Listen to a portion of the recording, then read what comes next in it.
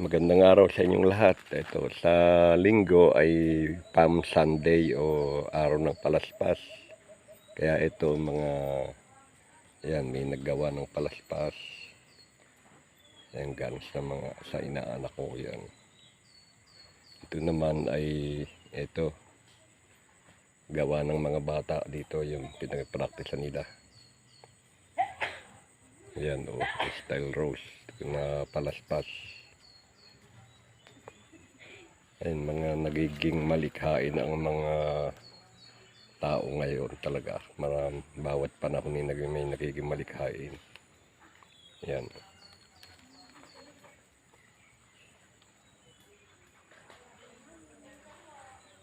Yan, para paghanda sa araw ng palaspas. Yan.